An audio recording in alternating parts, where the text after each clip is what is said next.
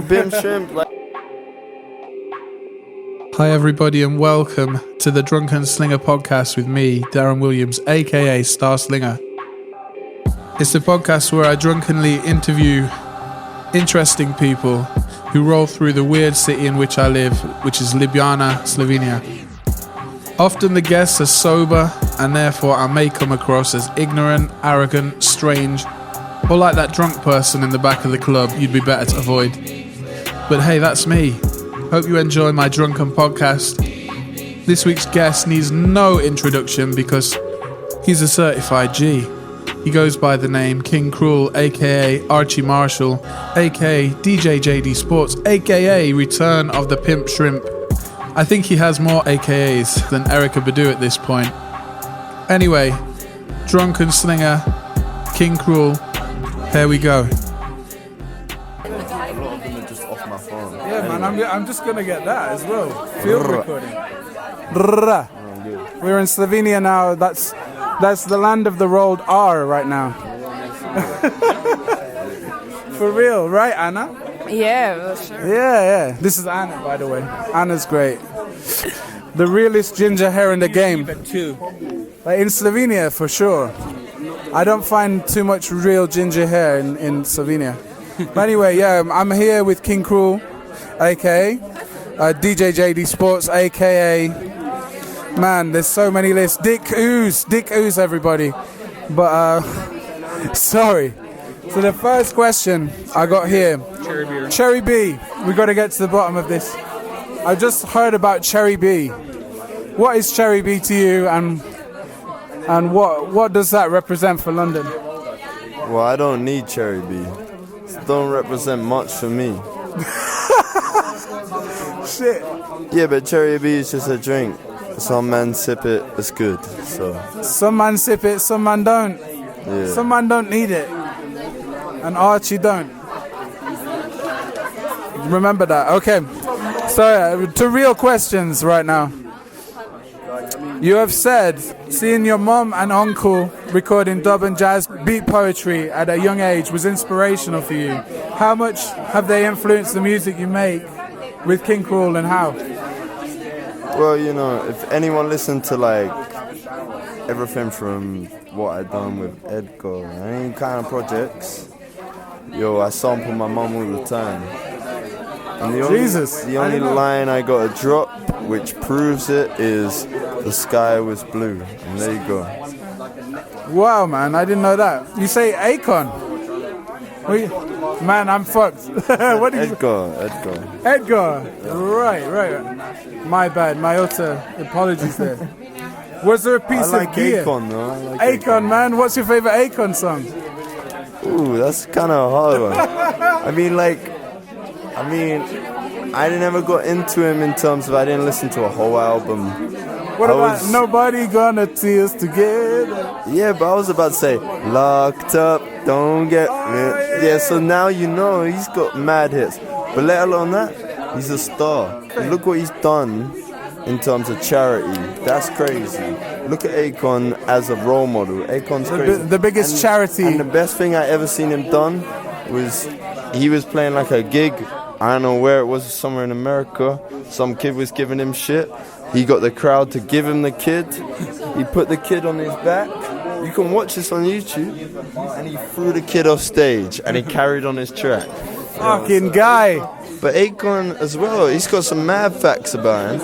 And I heard that he wrote Sonic's theme tune. But don't quote me on that. Yes. Sonic. Hedgehog. I heard that Akon wrote his theme tune. I heard Pusha T wrote the McDonald's theme tune. If you listen to Pusha T, you can imagine. But Pusha T, the genius is there, man. Clips, from Clips to McDonald's, like the shit don't stop. For real. And to good music. McDonald's theme tune, good music. I don't know where the parallels, but still. Yeah, man. So, what piece of gear your mom and uncle use? You must have been infatuated by some piece of gear, because seeing them at a young age doing this dub shit, maybe it wasn't a piece of gear. I guess the soul of it was was the Max that had the handle. So it wasn't the gear, it was the soul. Well, I guess everything was recorded on site. I don't know. The Nasdaqs. Naztecs. Yeah. The Shit. that I saw as a kid. That was the thing, man. Man, yeah, I know what you mean. Like, I remember seeing it's different stuff. It's like my next door neighbor had like some CDJs or whatever, and I was on the same vibe. I was like, oh, shit, what is this? But the Naztecs. Yeah. Word. I ain't heard of them. But Not even. no. Tape decks. Tape. Yeah. Whoa, Naztec. Yeah. Shit. So this is crazy. Like I'm born in '86. You're born in when? 94. 94. 94. Shit. Good 8 years apart. Yeah. And you're educating me on Naztecs. Nice one, mate. I don't know. Mate, I'm the dumbest man in the room at all costs. Anyway. So yeah, I was at your first King Krule gig in Halle, France, because I was playing at the same festival. But I really enjoyed the show, and it looked like you were so young, having a blast and big pimping out there, man. How was it? I think MIDI was always a home for us as a band, because obviously it was our first, like, named as King Krule with some of the musicians I still play with. They were there. Actually, nearly everyone was there apart from Galgo, Ignacio, and they held us down. It was good, man. That's amazing, man. Good food. Yeah, man. I mean, there was so much. I remember so much cheese being there. Good food. I'd never been to like a party on a beach like that as well, where there was like, I think Hudson Mohawk was playing, and you could go for a swim whilst he was playing. It was crazy. I must admit, I missed Hoodmo, and I was there, and I actually spilled. This is my most embarrassing memory. I spilled champagne on the mixer, and they had to fucking cancel my set. No way. That's the reality. But that is down to my... That was 2010? 2010, 2011. But that's testament to my career, man. I fuck up too Because I much. played it in 2013 as well. Yeah. And like... It was your first time, right? Your first King Krule event. Yeah, it was 2011, but then I played it again, and I might play it this year. Oh, you're playing this year? Maybe, I don't know yet. South of France, man. I don't blame you. You should play it. Well, that's, I got fam from there, so don't make, it's my thing. Yeah. It seems you're in love with aliases for different projects. Please explain, for anyone curious, the origins of the return of Pimp Shrimp and DJ JD Sports. I mean, you don't have to. It's a hard thing, man. Well, Pimp Shrimp, like, I heard some other dude done the same name, so I'm like, oh shit. But actually, Pimp Shrimp, I got a phobia of shrimp. I can't eat that. I can't touch it. I can barely touch it. I don't like shrimp. You don't like shrimp? But I like looking at them. I feel their pain. They're the insects of the sea, So insects of the sea, yeah. You gotta watch out for them, man. And I feel bad. Like, I don't know why humans eat them. So I'm like, okay. I mean, them black lines in them, right? You don't like that? It's a bit oozy, right? I've never eaten them, so I don't know. So. But that's the ooze of the shrimp world, right? The black lines. I don't know. Nah, have you heard that a Pimp C lyric? He's like, I eat so many shrimp, I got iodine poisoning. We got 10 minutes. 10 minutes, bruv. Sorry. So yeah. No, before we leave. Yeah. So in 2013, you said, buy my album, aka 6 Feet Beneath the Moon, because it's a masterpiece of craft and art. I love that you mentioned craft and art separately. You recognize that art is not craft, whereas a lot of people overtly put on emphasis on songcraft. Can you elaborate on what art is to you? Why is it different from craft? Because craft is something that you gotta sell to society, Whereas art is something you give to society. It's like the fucking real shit, right? I don't know if it's the real shit. Half the time, maybe it's not. But as long as people who are the audience are enjoying it on that shit. I mean, right now, I gotta make money off it, so I'm kind of like on a hypocritical point of view, being like, yo, the art thing's doing that. Then people can listen to my shit, whatever way they want. If they got the mind about me, yo, I can hack anything. I can get into anyone's computer. Like, fuck that shit, yo. Like, you can find anything for free. You don't have to pay for anything. But anyway, that's not the thing. All I'm saying is art gives back to society, whereas craft is something which is a utility. You need it, you know? Whereas art is something that makes you escape. So that's, yeah. Art is really the payoff, for real. So yeah, I know you're a fan of Basquiat since Out Getting Ribs. It was taken from a scrap of paper he wrote on. Is there a deeper relevance to the name? And who are some of the influences from the art world? I think, you know what's crazy? Wait. Let me try to find this girl. You scoping out some chick? No, this girl came up to me earlier. She had a point about Out Getting Ribs, and she was like, oh, Jesus, yeah, let's find her. She said this to me, yeah? Let's find her, yeah? Well, she said this to me. She said, I always like artists for their tragedy. And, you know, when I was, like, young, I thought the same thing. But I wanted to tell her, like, yo, we're in a different age right now. Yeah, man. And positivity is important. And even though I grew up and I love tragedy and I love the fact that people were hurting themselves and, like, they died for their art and they were so fucked up for their shit, I can see that girl's eyes right now. She just locked eyes with me. Anyway. Hey, that's deep. Anyway, like... Just want to say bye to you. This is how you know when someone connects when you're backstage and you can just hear multiple people just reaching out. Amazing. Anyway, Out Getting Ribs. Yeah, Out Getting Ribs. I was obsessed with tragedy and the art of tragedy. And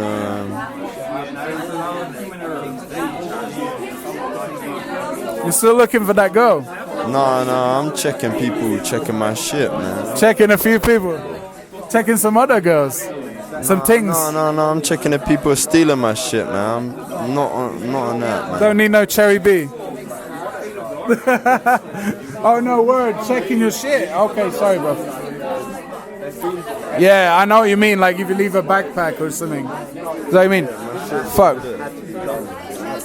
You alright, yeah? Alright. I think you're pretty safe here.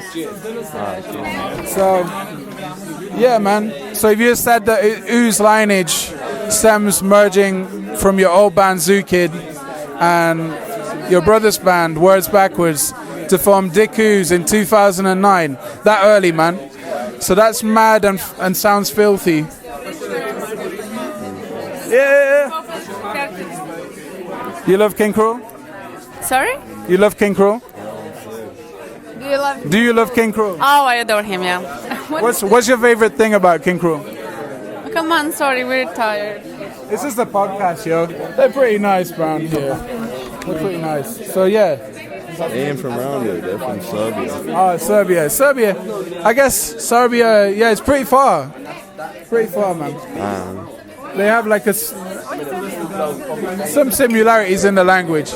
Yeah. I'm Serbian, apparently. You're Serbian, apparently. A lot of Serbians like me, yeah. Oh, Jesus, man. This is like the tax season podcast. It sounds, you listen to tax season. Yeah. Never. I mean, it just sounds like there's some kind of atmosphere going on. And like, I'm sure this one does because what I'm recording from right now, you know? Yeah, I mean... For me, it's history. Yeah. So anyway, so we got the Basquiat shit. So was there any deeper relevance to that? No, or yeah? Yeah, of course. Do you buy ribs? Do I buy ribs? Yeah. You're a ribs fan? You know, I don't tend to eat with my hands that much. You're not big on wings? I mean, I don't... Well, yeah, I eat... no, man. These questions are obscuring my brain. Sorry, brother. So anyway, the lineage stems from Dick Ooze, yeah? The what? From Dick Ooze. What about it? The project, yeah? From the Ooze. The Ooze comes from Zoo Kid backwards. Yeah. From joining with your brother's band, Words Backwards. That's funny and filthy, man.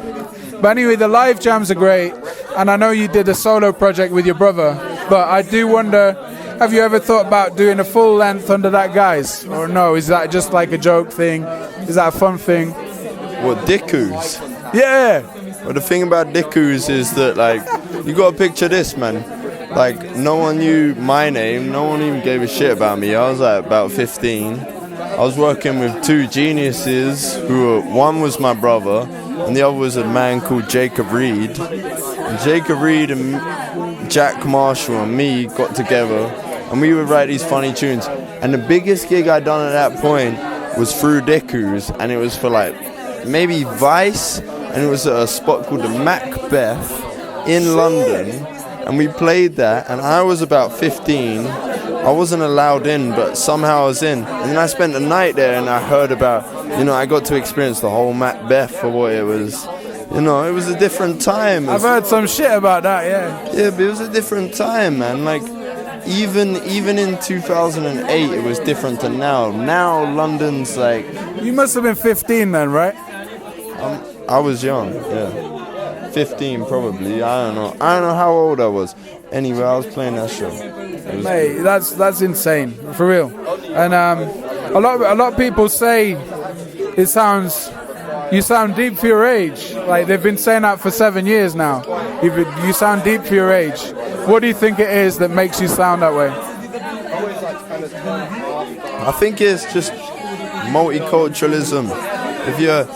I don't feel like I'm deep for my age. I feel like I'm forever searching. I'm forever diving deeper. I never want to be deep. Like, it feels like you got more ground to tread. The thing about life is you gotta learn, man. And I'm still learning.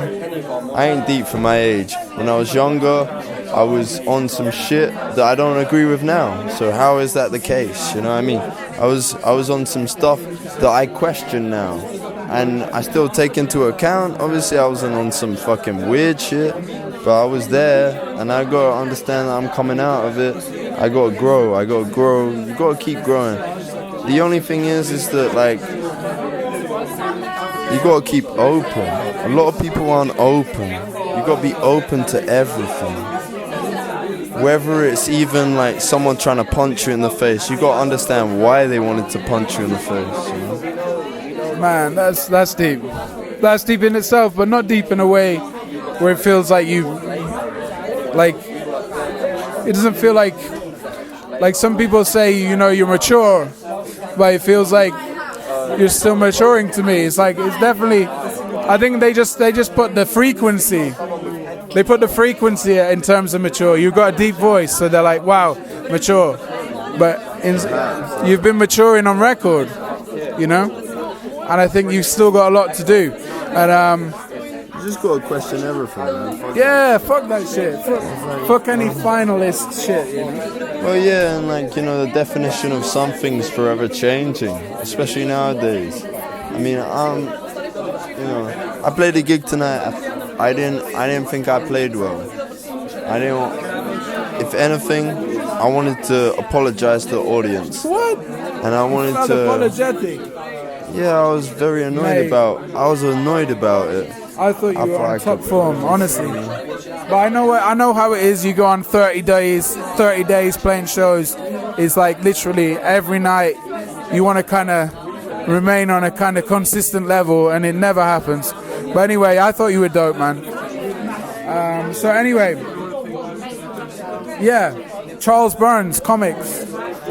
I heard you want to do a comic, or you want to do comics, plural, under a Ooze Comics alias. I have wondered what would those comics be about. Well, we always wrote off a particular comic that my uncle collected in the 80s in New York. And I'm not gonna drop the name because I want to keep it for myself. But anyway, Charles Burns was involved. A lot of cartoonists at the time were involved. Robert Crumb. If I wasn't fucked up, I'd know a lot more. Jesus, but that's enough, man. Like I'm just excited, to be honest. So you getting into the comic world as well. You've killed You're definitely killing the merchandise game. I was at the merch line just then. I was like, shit, I wish I could afford this shit, man. Like, you got some dope merchandise up there. You know, really wanted that fucking crew neck. That was dope as fuck. It look good on you, man. Mate, yeah, the XXL. I tried to get it. Great about it. It will look good, man. I like it. Yeah. Yeah. So I got literally 3 more if that's cool, bro. Yeah, but bang. Yeah.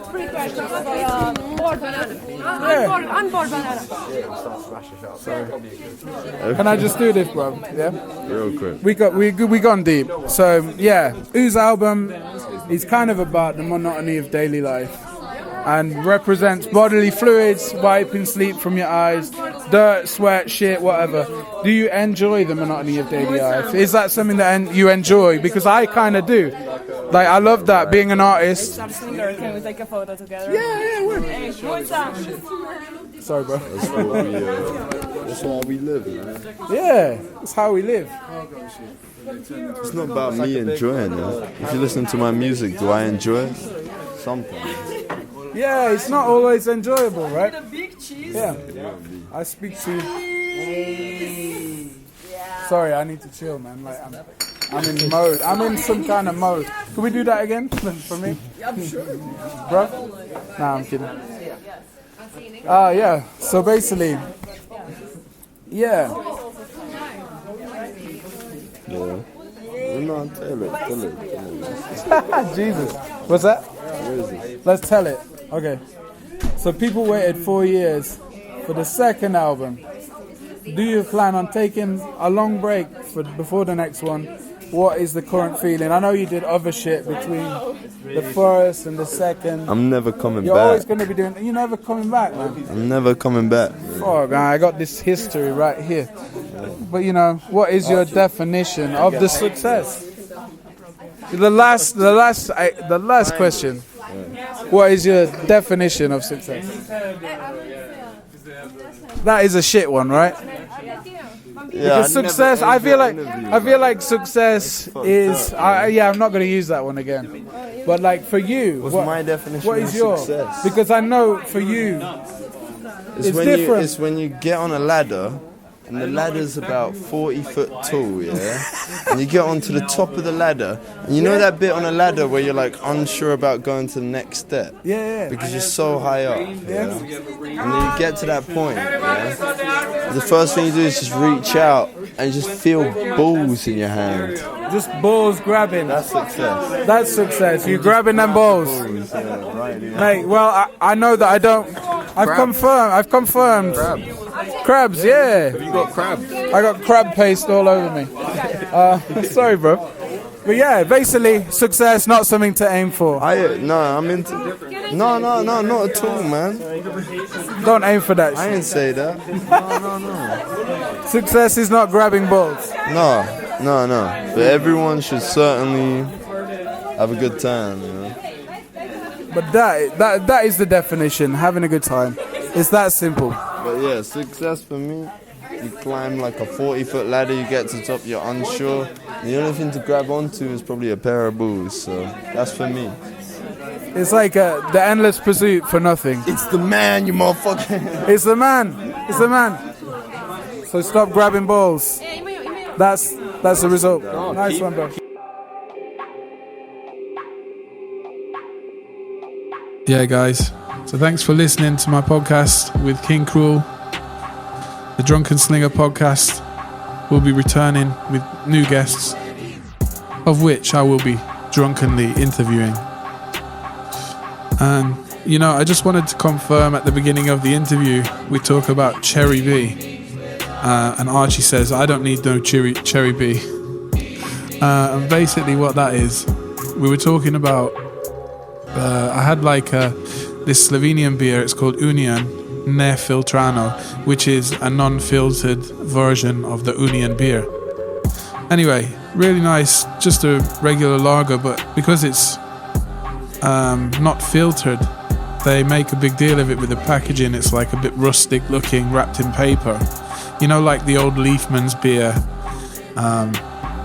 bottles that you would get. So Leafman's Crike beer, which is a cherry beer, used to look like that. And anyway, so I'm talking to Archie and I say, have you ever had a Leafman's beer?